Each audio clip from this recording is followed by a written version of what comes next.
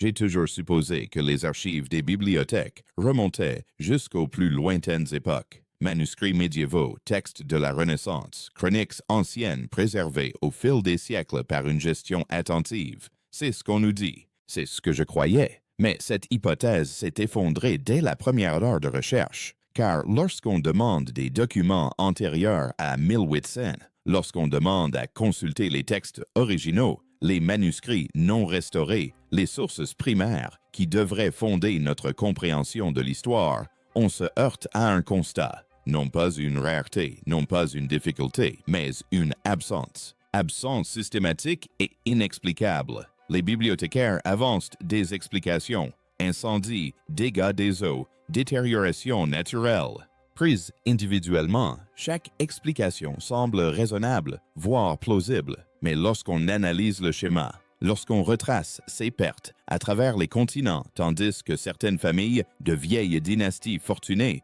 leurs bibliothèques privées sont restées mystérieusement intactes, leurs collections d'avant 1800 préservées, derrière les portes closes de leur propriété, la version officielle s'effondre. Il ne s'agit pas d'un seul incendie, mais de dizaines, de centaines, d'une vague de destruction en cascade qui a balayé les dépositaires du savoir humain avec une telle précision, une telle minutie, que presque rien n'a survécu à la transition vers l'ère moderne. Plus j'approfondissais la question, plus je comprenais que ce n'était pas le fruit du hasard, mais d'une stratégie délibérée. L'incendie de la Bibliothèque du Congrès en 1814, les incendies des institutions qui lui ont succédé à Alexandrie tout au long du 18e siècle, l'incendie de la Grande Bibliothèque de Copenhague en 1728, l'incendie de Turin en 1667, le tremblement de terre de Lisbonne et les incendies qui s'ensuivirent en 1755, qui réduisirent en cendres d'innombrables archives.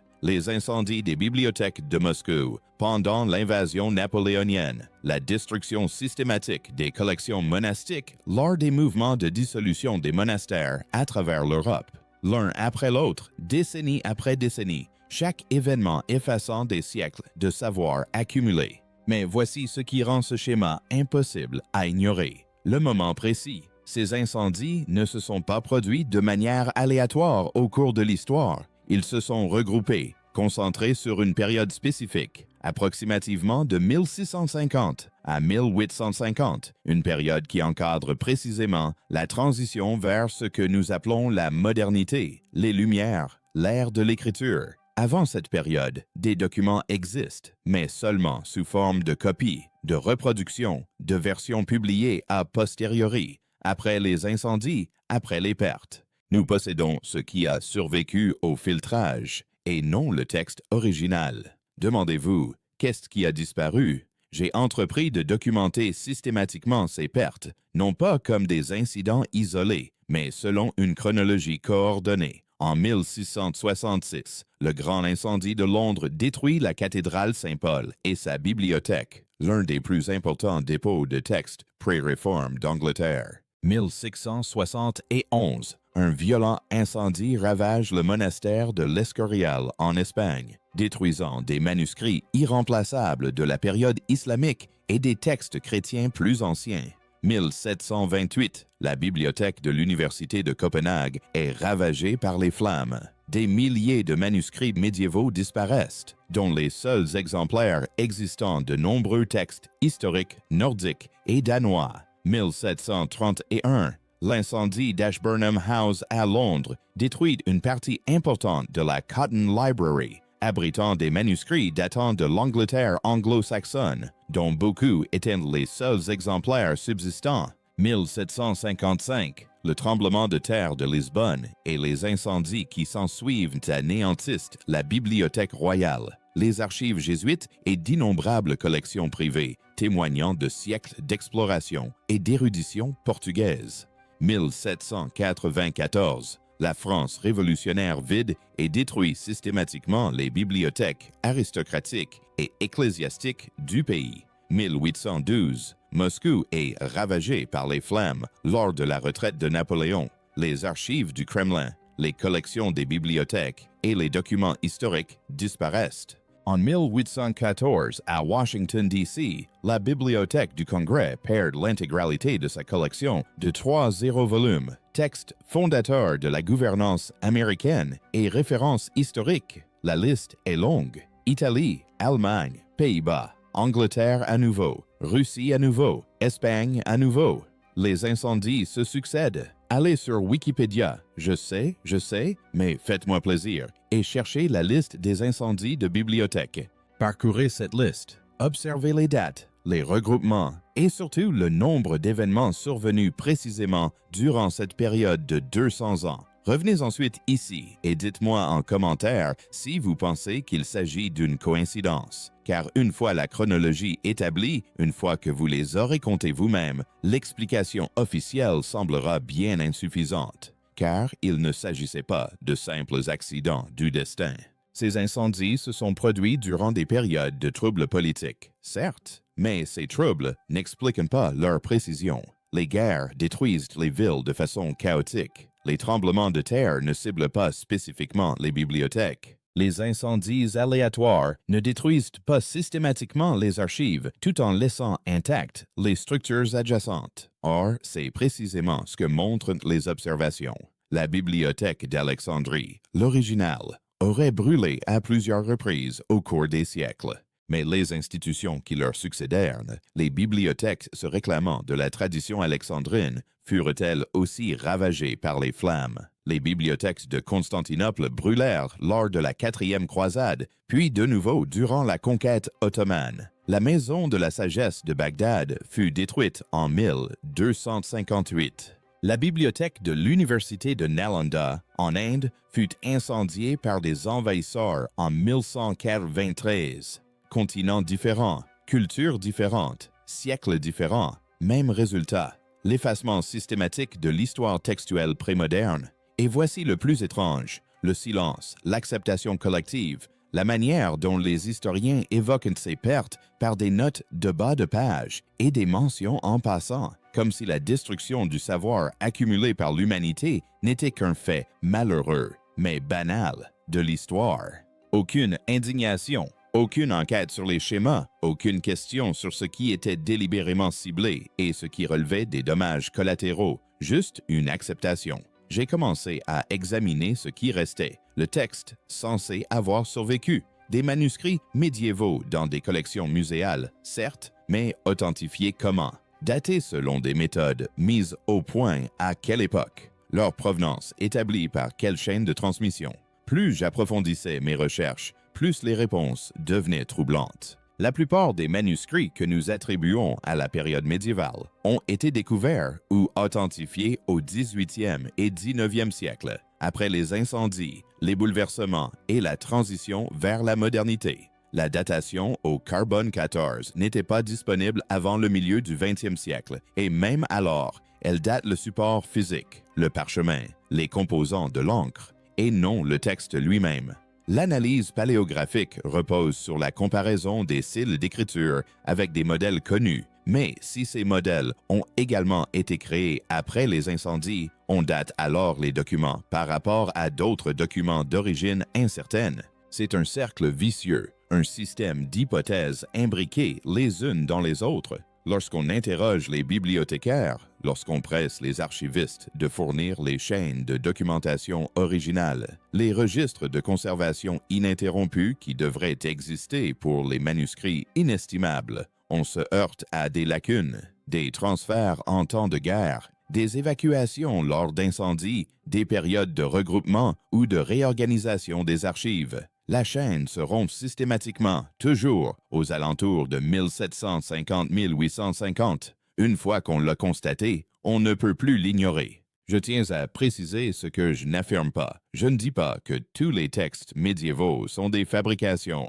Je ne dis pas que l'histoire a été entièrement inventée au 19e siècle. Mais je tiens à préciser que nous ne pouvons vérifier le contenu des bibliothèques antérieures à 1800 environ, car les preuves matérielles ont été systématiquement détruites. Que ce soit par accident, négligence ou intentionnellement, le résultat est le même. Nous disposons de copies, de traductions et de documents authentifiés, dont l'authentification repose sur des normes établies après la disparition des sources originales. On nous dit que la bibliothèque d'Alexandrie contenait des centaines de milliers de rouleaux. On nous dit qu'elle a préservé des connaissances provenant du monde entier, mais nous sommes incapables de nommer la plupart de ces textes.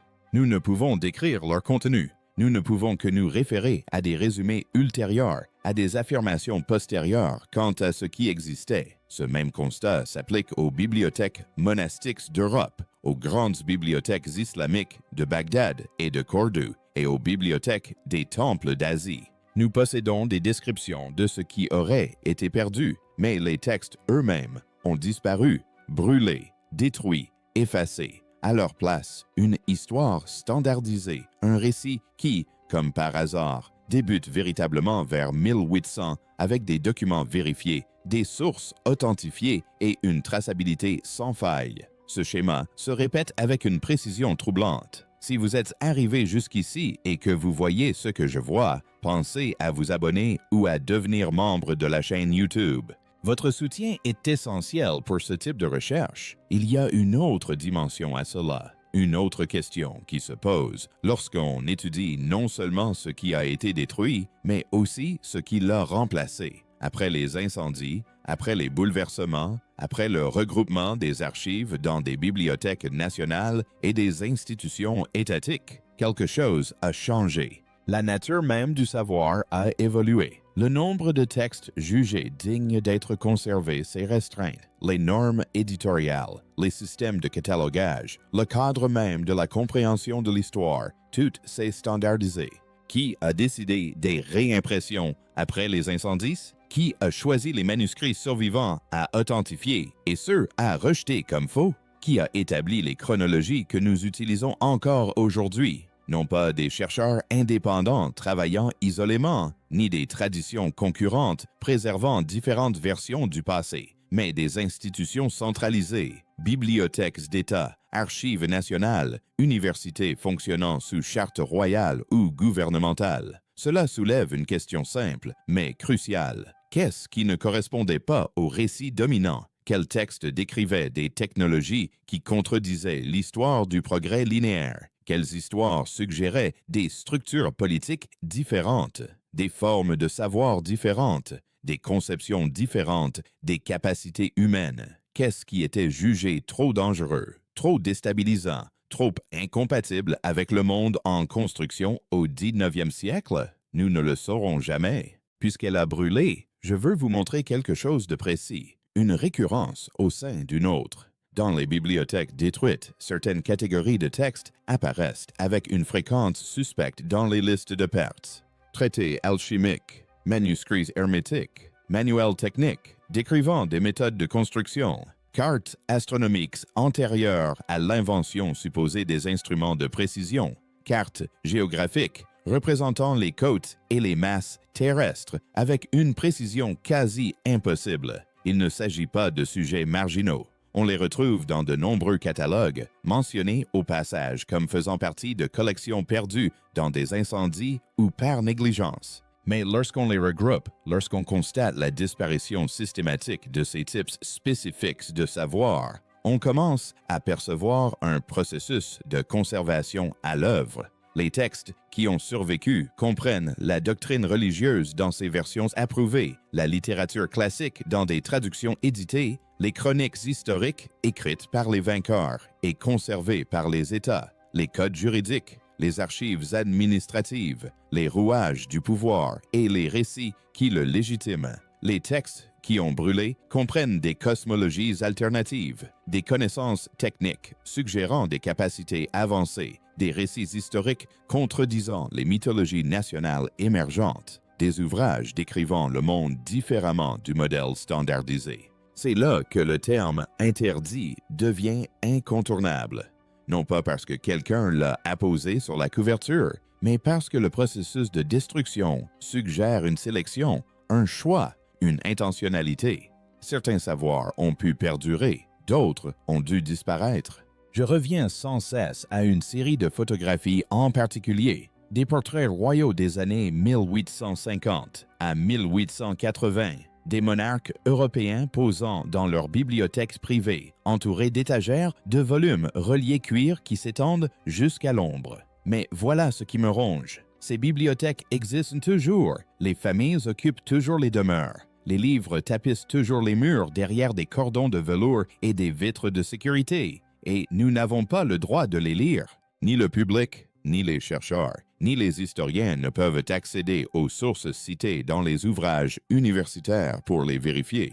Ces collections demeurent scellées, privées, propriété ancestrale, protégées par des siècles de privilèges héréditaires, tandis que les bibliothèques monastiques brûlaient, que les collections universitaires partaient en fumée, que les dépôts publics à travers l'Europe succombaient à des incendies opportuns. Certaines familles n'ont rien perdu. Leurs collections ont subsisté, intactes, complètes, étrangement épargnées par les catastrophes qui ont ravagé les archives de tous les autres, des familles en particulier, et je dois être très précis, sinon cette vidéo risque d'être noyée dans la masse par l'algorithme avant même que vous ne la voyiez. Des familles dont les noms apparaissent dans la banque, l'industrie et dans la consolidation du pouvoir précisément à l'époque où tout le reste s'est effondré. Que contiennent ces livres? Quel savoir est enfoui derrière des portes closes, dans des propriétés où vous n'entrerez jamais? Quels textes ont été jugés trop importants pour être exposés dans des institutions publiques? Demandez-vous, pourquoi les archives publiques ont-elles brûlé, tandis que les collections privées ont survécu? Pourquoi certaines lignées ont-elles été immunisées contre les incendies qui ont ravagé le savoir institutionnel? Et pourquoi, 2 siècles plus tard, ces mêmes familles refusent-elles encore l'accès à des documents qui pourraient répondre aux questions mêmes que les historiens prétendent insolubles? Permettez-moi d'ancrer cela dans un fait concret, quelque chose que vous pouvez vérifier par vous-même. Rendez-vous dans n'importe quelle grande bibliothèque et demandez les manuscrits originaux antérieurs à 1750, pas des fac-similés ni des éditions publiées, mais les documents physiques eux-mêmes. Vous constaterez qu'ils sont rares, extrêmement rares, et que ceux qui existent présentent souvent certaines caractéristiques. Ils proviennent de collections royales, d'archives d'État ou d'institutions ayant des liens directs avec le pouvoir gouvernemental. Les bibliothèques des monastères indépendants, les collections privées d'érudits, les archives des corporations de marchands. Ces documents ont disparu, mais les documents officiels ont survécu. Pratique, n'est-ce pas? Approfondissons la question. Demandons à consulter les registres d'acquisition de ces documents. Quand la bibliothèque les a-t-elle obtenus? De qui? Dans quelles circonstances? Vous constaterez des lacunes, des transferts durant les guerres napoléoniennes, des acquisitions lors de la dissolution des ordres religieux par des donations de collections privées dont la provenance est brutalement interrompue, des documents refaisant surface au XIXe siècle avec une authentification fondée sur une analyse stylistique, un raisonnement circulaire qui présuppose la chronologie qu'il tente de prouver. Les éléments recueillis suggèrent un phénomène bien plus important que la simple négligence ou le déclin naturel. Ils évoquent une consolidation historique, un moment où le savoir a été centralisé, standardisé et filtré, un moment où le passé a été réécrit, non pas par le mensonge à proprement parler, mais par une préservation sélective. Ce que nous possédons aujourd'hui n'est pas l'archive de l'histoire humaine, mais ce qui a pu être préservé après les incendies. Déambuler dans les anciens bâtiments de bibliothèques, ceux construits au milieu du 19e siècle, spécialement conçus pour abriter le savoir retrouvé et préservé de la civilisation, est une expérience saisissante. Leur architecture est révélatrice, conception ignifuge, étagères métalliques, construction en béton.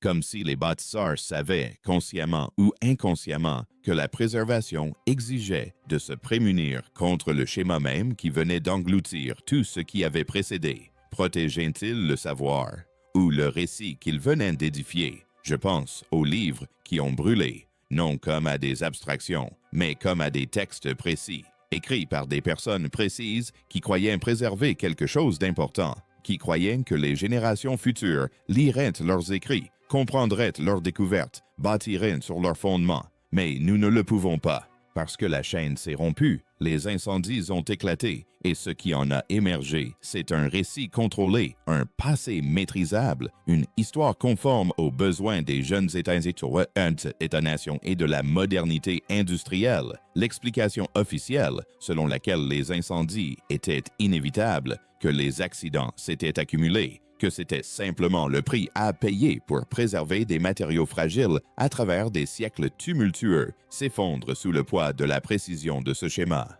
Trop d'incendies, un timing trop opportun, une constance trop grande entre ce qui a été perdu et ce qui a survécu. Ces événements ont effacé avec une telle brutalité toute autre interprétation de l'histoire, des technologies et des capacités humaines, et les institutions qui profitent de cet effacement restent étrangement silencieuses. Alors, que contenaient ces livres? Quel savoir a brûlé dans les bibliothèques, siècle après siècle, jusqu'à ce qu'il ne reste plus rien de vérifiable avant 1800? Nous ne pouvons le savoir.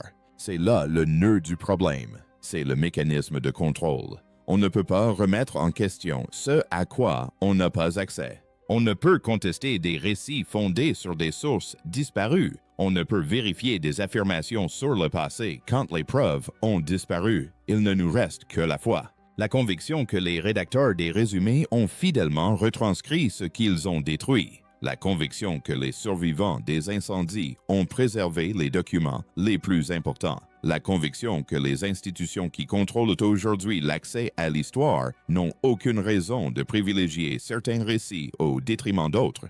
Mais lorsqu'on examine le schéma, la destruction systématique, coordonnée et d'une précision inouïe des vestiges prémodernes à travers les continents et les siècles, cette croyance devient difficile à maintenir. Peut-être existait-il des techniques de construction avancées que nous avons oubliées. Peut-être existait-il des systèmes énergétiques, des structures sociales et des capacités technologiques alternatives qui ne correspondent pas au récit d'un progrès linéaire du primitif au moderne. Peut-être le monde d'avant 1800 était-il radicalement différent de ce qu'on nous a enseigné, et peut-être cette différence était-elle incompatible avec l'ordre établi. Ou peut-être était-il exactement comme on nous le raconte, des incendies aléatoires, la dégradation naturelle, la simple entropie du temps qui s'oppose à la conservation. Mais dans les deux cas, le résultat est le même. Nous vivons à une époque où l'histoire humaine commence véritablement vers 1800, avec des sources vérifiées, des documents authentifiés et une autorité institutionnelle. Tout ce qui précède n'existe que sous forme de traduction, de copies, de versions filtrées par les institutions mêmes qui ont bénéficié de cette consolidation. Demandez-vous, qu'avons-nous perdu? Qu'est-ce qui ne pouvait survivre? Quel savoir était trop dangereux pour franchir le seuil de la modernité? Et quand on comprend qu'on ne le saura jamais, que les incendies ont fait en sorte qu'on ne le sache jamais, le silence devient assourdissant. Car si l'on voulait effacer un passé, si l'on voulait réécrire l'histoire à grande échelle, il ne serait pas nécessaire de détruire chaque exemplaire de chaque texte. Il suffirait d'en détruire suffisamment pour que toute vérification devienne impossible. Il faudrait suffisamment d'éléments pour que les fragments survivants puissent être réinterprétés, réorganisés et présentés comme faisant autorité par les institutions que vous contrôlez. Il faudrait des incendies, de nombreux incendies, sur une période critique, ciblant les lieux de conservation des savoirs alternatifs. Et il faudrait ensuite que tout le monde accepte cela comme une coïncidence.